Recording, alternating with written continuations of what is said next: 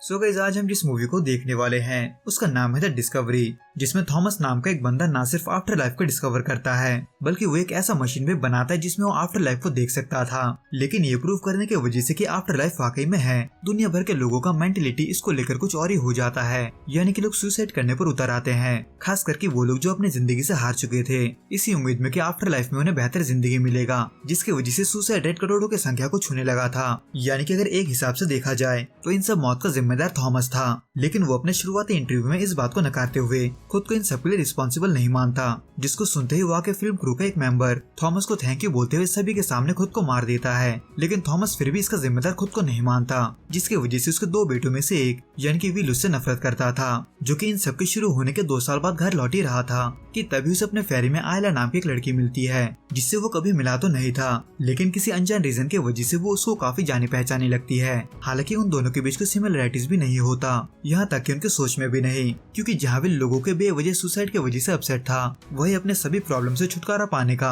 आयला इसे एक आसान रास्ता बताती है। जहाँ बातों बातों में विल आयला से अपने एक अजीब मेमोरी शेयर करता है, वो मेमोरी जो उसने मरने के दौरान देखा था, जिसमें वो किसी लड़के को बीच में देखता है, लेकिन वो लड़का कौन है ये उसे नहीं पता होता। खैर, इन सब अजीब बातों के बाद वो फेरी अपने डेस्टिनेशन तक पहुंच जाता है और उसी के साथ ही साथ विल और आयला भी अपने अपने रास्ते निकल जाते हैं। हालांकि विल अपने पिता से कई अरसे बाद मिला था, लेकिन अपने पिता को अपना रिसर्च जारी रखता देख वो अपने गुस्से पर काबू नहीं रख पाता और वहाँ से चला जाता है, क्योंकि उसके माँ के मौत का जिम्मेदार उस रिसर्च के अलावा उसका पिता भी था। खैर, विल जो कि अपने गुस्से को ठंडा करने बाहर गया ही था, वो वहाँ आयला को देखता है, लेकिन वो किसी रीजन के वजह से सुसाइड करने जा रही थी, इसलिए वो आयला को बचाते हुए अपने साथ उसे मेंशन ले आता है, जहाँ वो अपने भाई टोबी से इस बात को लेकर सोच में पड़ा होता है कि वो आयला को दोबारा ऐसा करने से कैसे रोके। पर आयला जो कि खुद को बचाना नहीं चाहती थी, वो वहाँ इस बात को क्लियर कर देती है। लेकिन थॉमस को वहाँ आता देख उसके होश उड़ने में देर नहीं लगता, क्योंकि थॉमस फिलहाल आइंस्टाइन के भी ऊपर का इन्वेंटर था, जिसने हाल ही में एक ऐसा मशीन बनाया था जो आफ्टर लाइफ के सभी मोमेंट्स को रिकॉर्ड कर सकता था।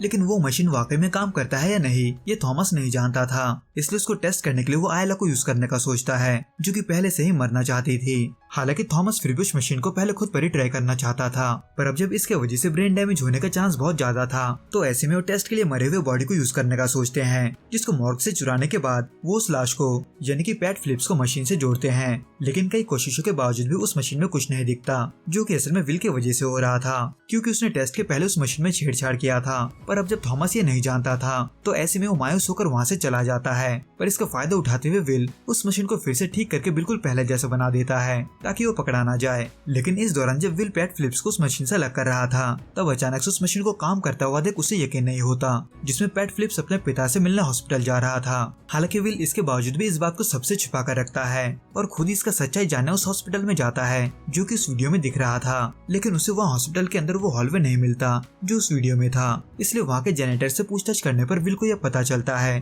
कि वहाँ पहले हॉलवे हुआ तो करता था, लेकिन वो बात 10 साल पुराना है। इन शॉर्ट, विल जिसको पैट फिलिप्स का आफ्टर लाइफ का वीडियो समझ रहा था, वो दरअसल पैट फिलिप्स का पुराना मेमोरी था। लेकिन इन सब बातों से अनजान थॉमस वहाँ अपने टेस्ट को फेल बताते हुए अपने कुछ फॉलोअर्स को मेंशन से निकाल देता है, और विल जो कि ये सब होते हुए देख रहा था, वो भी इस बात को लेकर श्योर नहीं था कि वो वीडियो पास्ट का कोई मेमोरी है या फिर कुछ और, इसलिए वो आयला को भी वो वीडियो दिखाते हुए पैट फिलिप्स के बारे में और जानकारी के लिए उसके बहन के घर जाता है, यानी कि वो औरत जो कि पैट फिलिप्स के उस वीडियो में थी। पर वहाँ से उन्हें एक और शॉकिंग चीज पता चलता है, यानी कि पैट फिलिप्स के बहन के हिसाब से आपसी झगड़े की वजह से पैट फिलिप्स कभी अपने पिता से मिलने हॉस्पिटल गया ही नहीं था। इन शॉर्ट, वो ना तो पैट फिलिप्स का आफ्टर लाइफ का वीडियो था और ना ही उसके पास्ट का, लेकिन वो था क्या, इसको लेकर विल सोच में पड़ा ही रहता है कि तभी से आयला अपने सुसाइड करने का वजह बताती है, जो कि था उसका बेटा। इन शॉर्ट, एक दिन जब आयला अपने बेटे के साथ बीच पर गई हुई थी, तब उसका आंख लगने की वजह से कब उसका बेटा डूबकर मारा गया ये उसे ही नहीं पता चला, जो कि आयला के लाइफ का इतना बड़ा गिल्ट था कि वो अब उसके साथ नहीं जीना चाहती थी,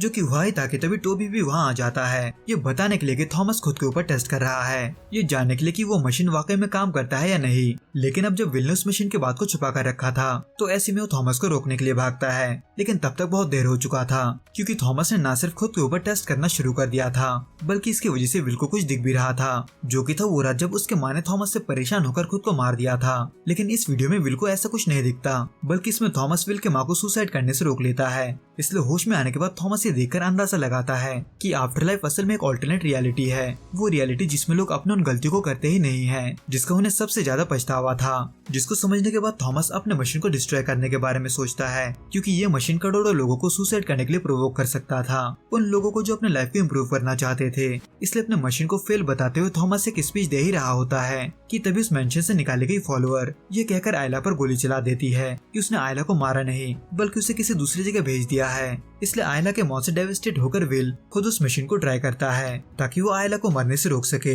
हालांकि इन सब से रियलिटी तो नहीं बदलने वाला था, लेकिन विल अपने मन की शांति के लिए ऐसा कर रहा था, जिसमें वो खुद को फिर से उस फेरी में पाता है जहाँ से ये सब शुरू हुआ था, जहाँ फिर से एक बार आयला उसे जानी पहचानी लगती है, लेकिन क्यों उसे ये नहीं पता होता। इन शॉर्ट ये सभी विल का मेमोरी था, वो मेमोरी जो लूप में चल रहा था, जिसमें वो हर बार कुछ अलग करके आयला को बचाना चाहता था, पर कई बार कोशिश करने की वजह से विल का ब्रेन इस कदर डैमेज हो जाता है कि थॉमस और टोबी उसे जगा ही नहीं पाते। यानी कि आखिर में विल भी मारा जाता है और आफ्टर लाइफ में खुद को उस बीच में पाता है जहाँ आयला अपने बेटे के साथ थी, जो कि वही लड़का था जिसके बारे में विल ने इस मूवी की शुरुआत में आयला को बताया था। पर विल इस बार आयला के बेटे को समंदर के अंदर नहीं जाने देता, बल्कि विल उसे बचाते हुए आयला को सौंप देता है, जो विल को पहचानती तो नहीं थी, लेकिन वो आखिर में उसके बेटे के लिए उसे शुक्रिया बोलकर चली जाती है।